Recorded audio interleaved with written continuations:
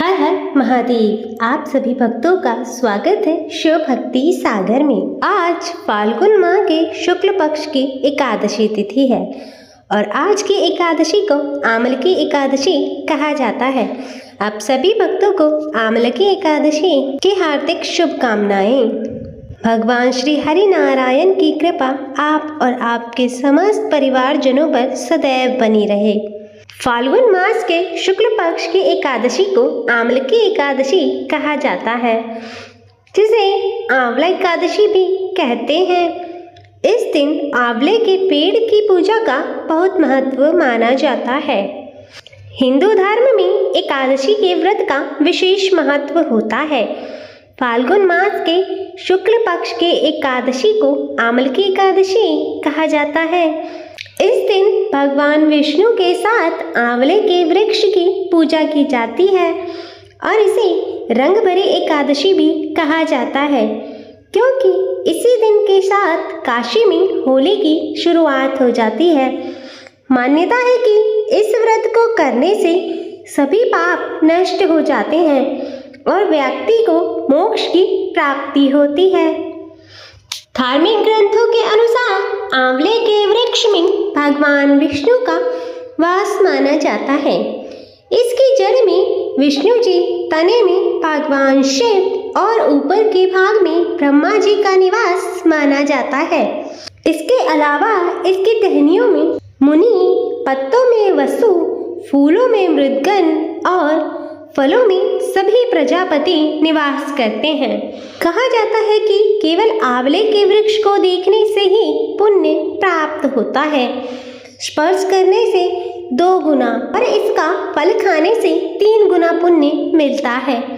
इस दिन आंवले के वृक्ष के नीचे बैठकर भगवान श्री हरि विष्णु जी की पूजा करने से विशेष लाभ मिलता है।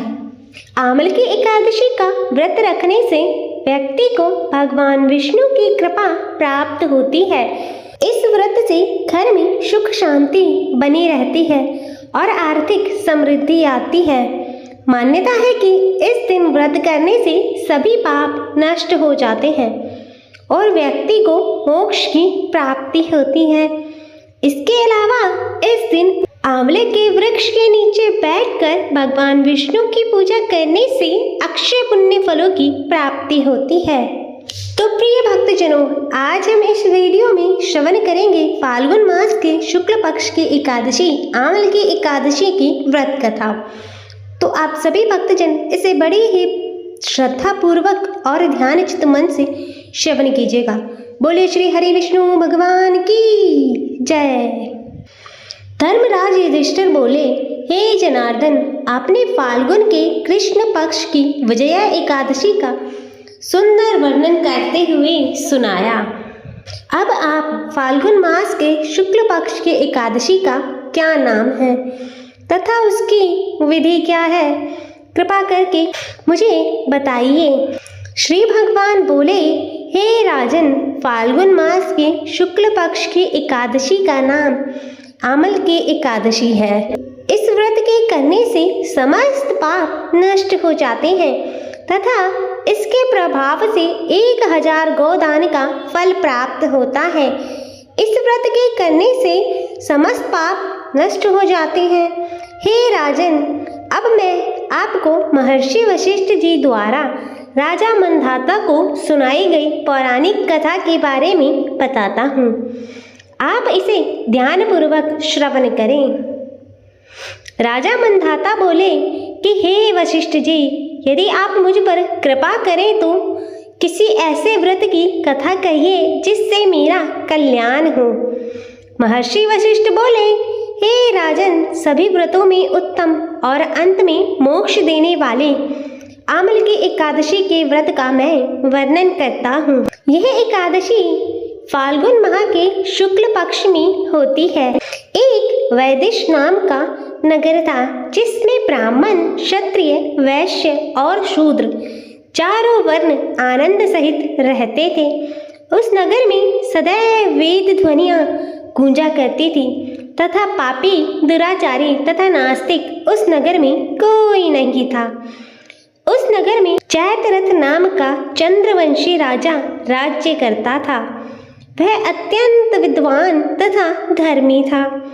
उस नगर में कोई भी व्यक्ति दरिद्र व कंजूस नहीं था। सभी नगरवासी भगवान विष्णु के भक्त थे और आबाल वृद्ध स्त्री पुरुष एकादशी का व्रत किया करते थे। एक समय फाल्गुन मास के शुक्ल पक्ष की आमल की एकादशी आई। उस दिन राजा प्रजा तथा बाल वृद्ध सबने हर्षपूर्वक व्रत किया। राजा अपनी प्रजा के साथ मंदिर में जाकर पूर्ण कुंभ स्थापित करके धूप दीप नैवेद्य पंचरत्न आदि से धात्री आंवले का पूजन करने लगे। इस प्रकार स्तुति करने लगे, हे धात्री, तुम ब्रह्म स्वरूप हो, तुम ब्रह्मा जी द्वारा उत्पन्न हुए हो और समस्त पापों का नाश करने वाले हो। तुमको नमस्कार है। अब तुम मेरा अर्घ्य स्वीकार करो। तुम श्री रामचंद्र जी द्वारा सम्मानित हो। मैं आपकी प्रार्थना करता हूँ, अतः आप मेरे समस्त पापों का नाश करो। उस मंदिर में सबने रात्रि को जागरण किया। रात के समय वहाँ एक बहेलिया आया जो अत्यंत पापी और दुराचारी था। वह अपने कुटुंब का पालन जीव हत्या करके किया करता था। भूख और प्यास से अत्यंत व्याकुल वह बहेलिया इस जागरण को देखने के लिए मंदिर के एक कोने में बैठ गया और विष्णु भगवान तथा एकादशी महात्म्य की कथा सुनने लगा। इस प्रकार अन्य मनुष्यों की भांति उसने भी सारी रात जागकर बिता दी। प्रातःकाल होते ही सब लोग अपने घर को चले गए तो बहेलिया भी अपने घर चला गया। घर जाकर उसने भोजन किया। कुछ समय बीतने के पश्चात उस बहेलिये की मृत्यु हो गई, मगर उस आमल की एकादशी के व्रत तथा जागरण से उसे राजा विदुरथ के घर में जन्म लिया और उसका नाम वसुरथ रखा गया। युवा होने पर वह चतुरंगिनी सेना के सहित तथा धन धान्यों से युक्त होकर 10,000 ग्रामों का पालन करने लगा। वह तेज में सूर्य के समान, कांति में चंद्रमा के समान, वीरता में भगवान विष्णु के समान और क्षमा में पृथ्वी के समान था। वह अत्यंत धार्मिक, सत्यवादी, कर्मवीर और विष्णु भक्त था। वह प्रजा का समान भाव से पालन करता था। दान देना उसका नित्य कर्तव्य था। एक दिन राजा शिकार खेलने गया। देवयोग से वह मार्ग भूल गया और दिशा ज्ञान न रहने के कारण उसी वन में एक वृक्ष के नीचे सो गया। थोड़ी देर पश्चात पहाड़ी मलेच्छ वहां पर आ गए और राजा को अकेला देखकर मारो मारो शब्द करते हुए राजा की ओर दौड़े। मलेच्छ कहने लगे कि इसी दुष्ट राजा ने तो हमारे माता पिता पुत्र पौत्र आदि अनेक संबंधियों को मारा है तथा देश से निकाल दिया है, अतः इसको अवश्य मारना चाहिए। ऐसा कहकर वह मलेच्छ उस राजा को मारने के लिए दौड़े और अनेक प्रकार के अस्त्र शस्त्र उसके ऊपर फेंके। वे सब अस्त्र शस्त्र राजा के शरीर पर गिरते ही नष्ट हो जाते और उनका वार पुष्प के समान प्रतीत होता। अब उन मलेच्छों के अस्त्र शस्त्र उल्टा उन्हीं पर प्रहार करने लगे, जिससे वे मूर्छित होकर गिरने लगे। उसी समय राजा के शरीर से एक दिव्य स्त्री उत्पन्न हुई। वह स्त्री अत्यंत सुंदर होते हुए भी उसकी भुकुटी टेढ़ी थी। उसकी आंखों से लाल लाल अग्नि निकल रही थी, जिससे वह दूसरे काल के समान प्रतीत होती थी। वह स्त्री मलेच्छों को मारने के लिए दौड़ी और थोड़ी ही देर में उसने सब मलेच्छों को काल के गाल में पहुंचा दिया। जब राजा सोकर उठा तो उसने मलेच्छों को मरा हुआ देखा और कहा कि इन शत्रुओं को किसने मारा? इस वन में मेरा कौन हितैषी रहता है? वह ऐसा विचार कर ही रहा था कि एक आकाशवाणी हुई, हे राजा, इस संसार में विष्णु भगवान के अतिरिक्त कौन तेरी सहायता कर सकता है? इस आकाशवाणी को सुनकर राजा अपने राज्य की ओर आ गया और सुखपूर्वक राज्य करने लगा। महर्षि वशिष्ठ बोले कि हे राजन, यह आमल की एकादशी के व्रत का ही प्रभाव था। जो मनुष्य आमल की एकादशी का व्रत करते हैं वह प्रत्येक कार्य में सफल होते हैं और अंत में विष्णु लोक को जाते हैं।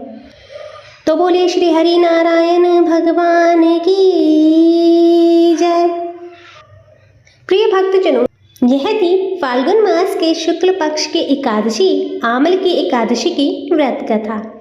आइए भक्तजनों, शुरू करते हैं भगवान विष्णु की आरती। ओम जय जगदीश हरे, स्वामी जय जगदीश हरे। भक्त जनों के संकट, भक्त जनों के संकट क्षण में दूर करे। स्वामी जय जगदीश हरे। जो ध्यावे फल पावे, दुख बिन से मन का। सुख संपत्ति घर आवे, सुख संपत्ति घर आवे, कष्ट मिटे तन का।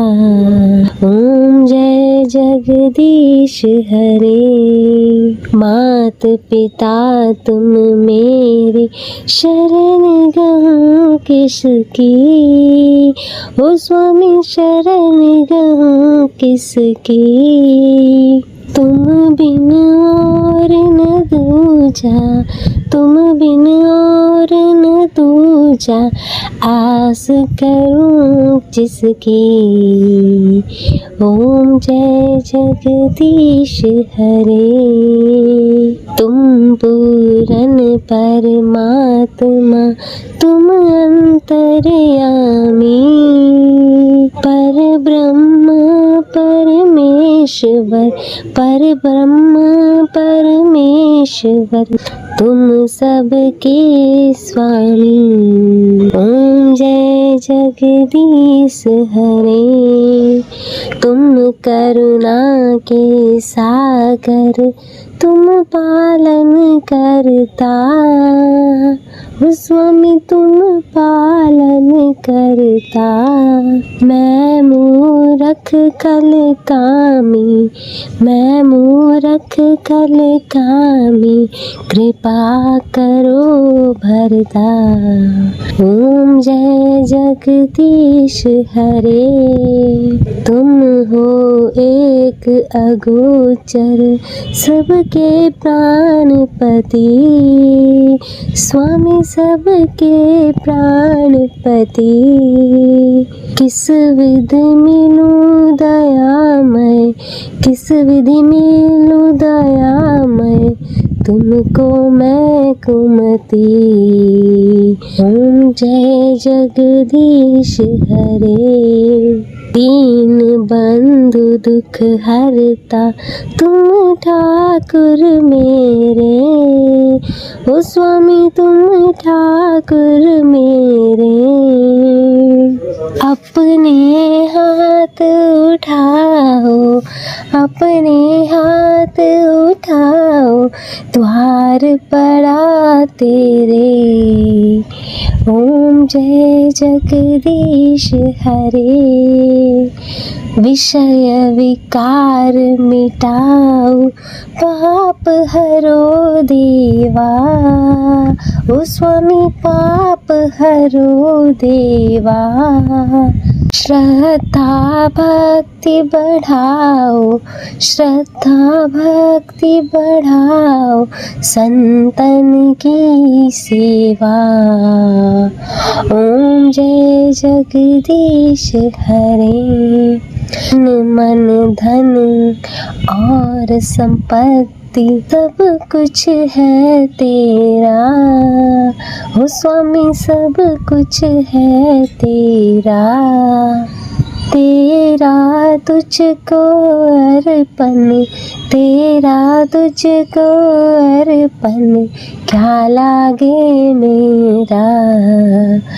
ओम जय जगदीश हरे, जगदीश्वर जी की आरती जो कोई नर गावे।